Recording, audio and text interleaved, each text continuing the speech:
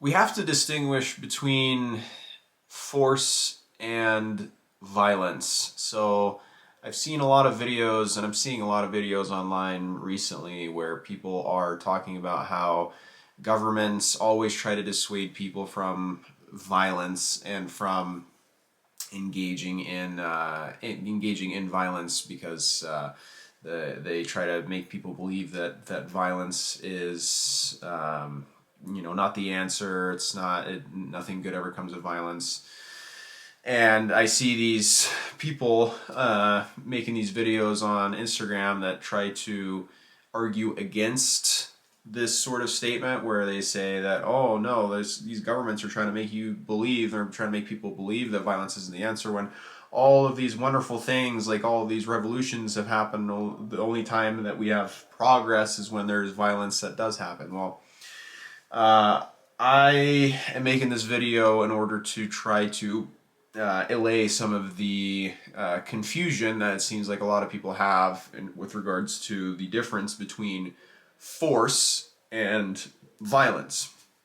So I don't believe that anything worthwhile throughout history has ever been achieved through violence. Now, before I hear anybody, trying to dispute that, I will delineate now between the term force and violence. So, violence presumes a violation. So, whenever somebody uses the word violence, it is automatically assumed that, and it's goes hand in hand with the idea that there has been a violation done from or onto a party.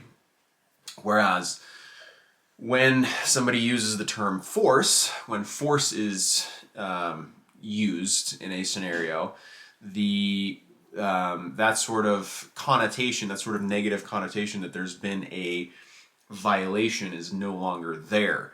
It can be there. Force can be used to violate somebody and violate somebody's rights, but it's not necessarily conjoined or combined with that negative connotation, whereas violence always is. So that is essentially the reason why I say that nothing ever worthwhile has been done throughout history with the usage of violence, because, well, primarily all of the things that have been done through violence have been done, well, not all of them, but a huge portion of them have been committed by governments. Governments are the number one users of violence and coercion, whereas private actors tend to be, if there are ones that are fighting against some sort of evil, they tend to be the ones that you're using force in a way that is moral and just. And so here is the major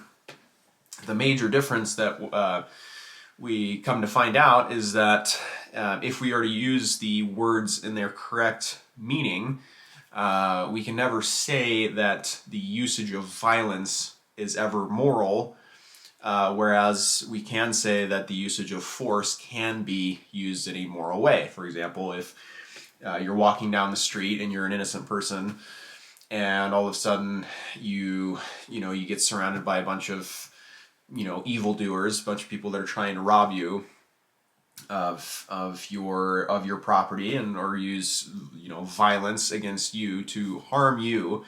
If you were to then use force against those people, up to and including deadly force against those people, that would be a use of legitimate force that would be moral. It would be in line with objective morality. The violence that was done unto you, or that would have been done unto you by those people engaging in that violence, would be objectively immoral. So, in essence, I think that when we have these conversations about whether this sort of historical thing that's happened was moral, or this other thing that's happened was immoral, if we were to use the word violence, we should typically only be, or well, should exclusively only be using that word to describe acts of force that are immoral by nature, the acts of violations towards other people's objective moral rights.